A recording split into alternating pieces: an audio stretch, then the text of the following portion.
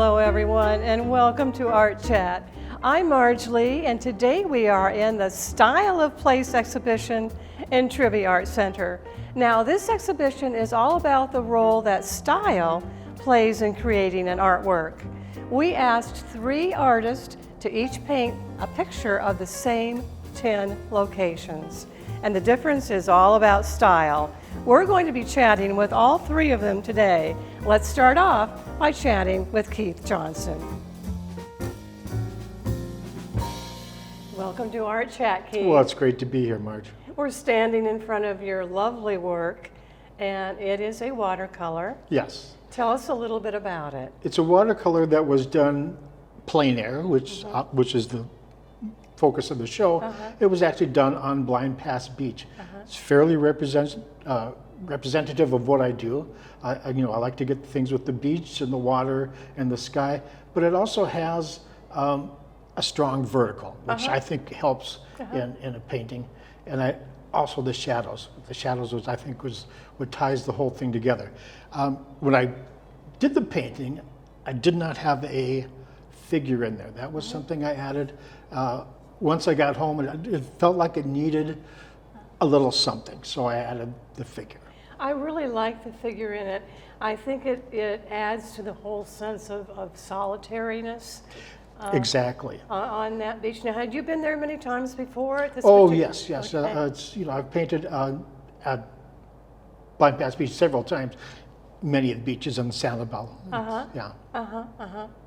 So I know that you started your career as a photographer. Yes. What from that do you bring to your work as a watercolorist? Well, I think just the artistic eye,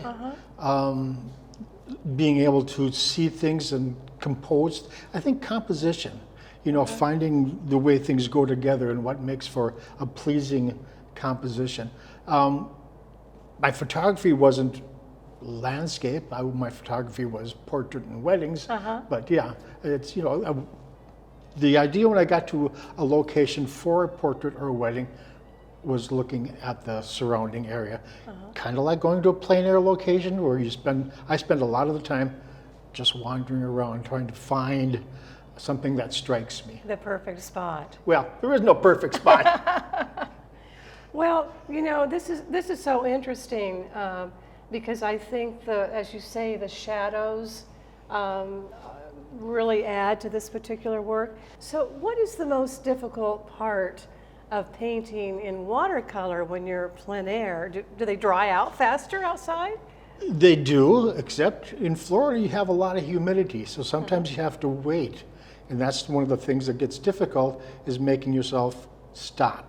Wait for that paint to dry before you go back into, a wash or something, because that's how you cause blossoms, and you can ruin things, which we all do. But it's not any more difficult than oil painting.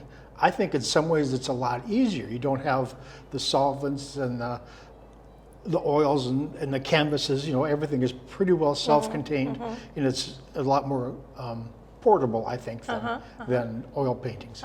And you said once that it really suits your style. It does. You like to And go I've always in been attracted to watercolor, and I like the idea that you can get it done in an hour and a half, couple hours, for the most part. Well, let's take a look now at the other 2 paintings. So Keith, here we see the difference in style. This is Peter Zell, and he's working in oil. And Peter does a lot of work with the structures in the environment. And then we have Suzanne Bennett, who is working with pastels and a very different approach, but you 2 are both doing beach scenes, but boy, what a difference. Right. Peter tends to be, if you look at this painting, I think it's a little more graphic and a little more abstract, which I really enjoy, and colorful. Suzanne, I think, is looking similar to mine in that it's kind of representational. She's, it's a beach scene. You can see that it's a beach scene, and it's represented fairly accurately. So we've just talked about Suzanne Bennett. Let's see what she has done in this exhibition. Let's go to the lighthouse in Sanibel. Suzanne, welcome to Art Chat. Now, your work is very familiar to a lot of folks here at Shell Point, but this exhibition really gives you a chance to shine. Now, tell us about the lighthouse. You wanted to talk specifically about this picture. What is it about this scene that's important to you? I think this was a really challenging subject. I've painted it many times, and it's hard to find a place, an angle where I think I wanted to show the whole lighthouse, and I wanted to have a kind of a strong diagonal to bring you into the picture. So I think I walked around for a long time trying to find the right place. Yeah. And I did paint it plein air, but then I came home and some of the finer drawing I really had to do at home. You know. In plein air, we should just remind folks that means you're outside. Outside, trying to capture real life and light as it is while you're there. But this is kind of an iconic place in our life here in Southwest Florida, so I'm glad that it turned out well. It is. Now, you're working in pastels. Yes. Tell people what pastels are. Pastels are chunks of pigment, and they're kind of shaped like, some of them are like little cigars, and some of them are like big pencils. Kind of chalk-like? They're chalk-like. And part of the challenge of pastel is that the big cigar-like ones are like big paintbrushes, and the little pencil ones are like pencils. You know, so. And you're using a special paper, are you not? Yes, this is sandpaper. You could buy this in the hardware store.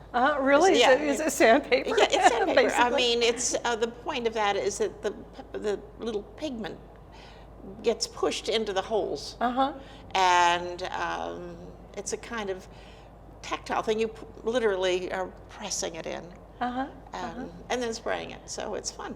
You know, when people look at this, I think it's important to look at all the different pigments, because the more you look at a pastel, I think, the more you see the depth of color that you're able to get. Any idea how many different pigments and colors might? Many.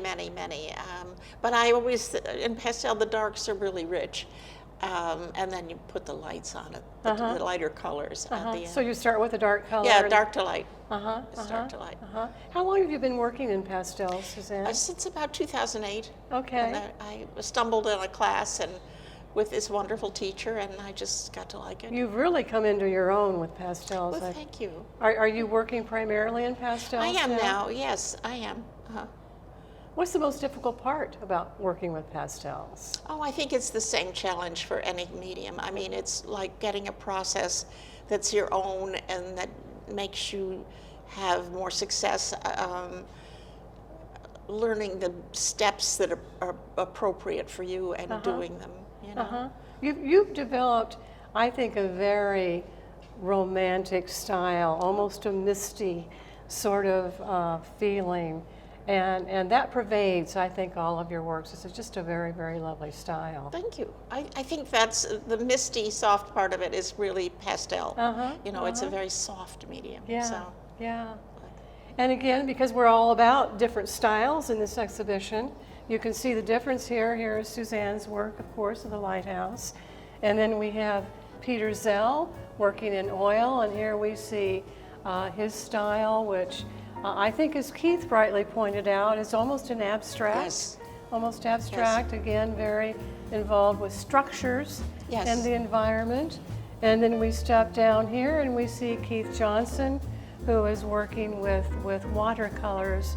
Again, I think with watercolor achieving a more softer, romantic sort of feeling. So there we have 3 different styles for an icon, the Sanibel Lighthouse. Let's now move to another icon and talk about the Edison Ford Estates and talk with Peter Zell. Peter, welcome to our chat. Thank you. You picked a very interesting subject here at the Edison and Ford Estates. Tell us a little bit about what we're looking at here and why you selected this subject. Well, we're looking at one of the old banyan trees alongside the Edison Museum. And I was trying to show or establish a little tension between a static, simple building with nice clear lines in the background and something that's obviously alive, which is the banyan tree. And tried to show a little movement in the tree, like an exploding kind of sensation, because it is alive.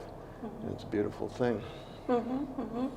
There's, in your work, I think, a very interesting use of showing structures in the environment, and I've seen that throughout. And as we pointed out, it has sort of an abstract feel to it almost. And with this particular painting, I feel like there's a sense of mystery. Like what's in that doorway back there? I mean, what's going on back there? Did that strike you at all when you were working on it, or is that just an occurrence of what happened with your style? Well, there wasn't much going on there. Although this is an active place, energetic place with lots of people. But I like the simplicity of buildings, which are static. You know, they're not alive. They're built, put there.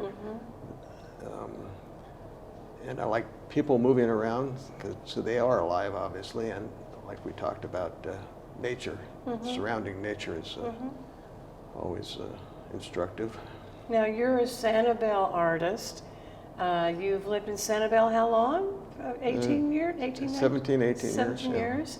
And before that, you were a practicing attorney, correct? Right, California. Yeah, it's quite a difference from practicing law to being a full-time professional artist. It is, although I took art classes the last 5 or 7 years before I retired. And you work with oils. Yes. What is it about oil that you like in particular? Well, the medium, when it dries, has really a rich, deep color in the colored pigments. And it has a real textural feel to it. I try to get some areas of thick paint, you know, which is another way of showing that the artist is kind of present to the painting. You know, if you can see the brush strokes and the impasto paints. Yeah. Is there anything particularly difficult about working with oil outdoors? Yeah, I think so. It's a big, messy operation. You have to set up an easel, which is not easy. You know, you deal with the elements, wind, and bugs, and things. Here in Florida, it takes forever to dry, especially the whites. So every time you get close to the painting, you probably get some on your clothes. Yeah. At least that's what my wife tells me. This is an interesting work, I think, because of the very interesting movement that you have with the vertical lines, and then you've got the horizontal lines going on. It's the kind of work that you can stand in front of for a while, I think, and really need to do that to take it in. Let's step down and look at the other two paintings from your colleagues, just again to compare what a difference in style makes. Now, Suzanne Bennett selected an entirely different view here at the Edison House, and then we have Keith Johnson, and Keith is looking at the gardens here at Edison House. So here we have an example where style has really chosen the location within the site itself, as well as how the work is executed. So I think that's very interesting for people to see as well. So thank you so much for participating in the exhibition, for being here today to be with us on Art Chat. And I want to thank all of you for being with us on Art Chat. The exhibition again is The Style of Place. I do want to mention that it also includes photography that was taken by our own Shell Point artist, resident artist, showing all these different places as well, and that's a wonderful complement to the exhibition. So the Style of Place, it's here through April 30th. Make sure you come on in and see this wonderful exhibition. We'll see you again soon in Trivia Arts Center. Bye-bye.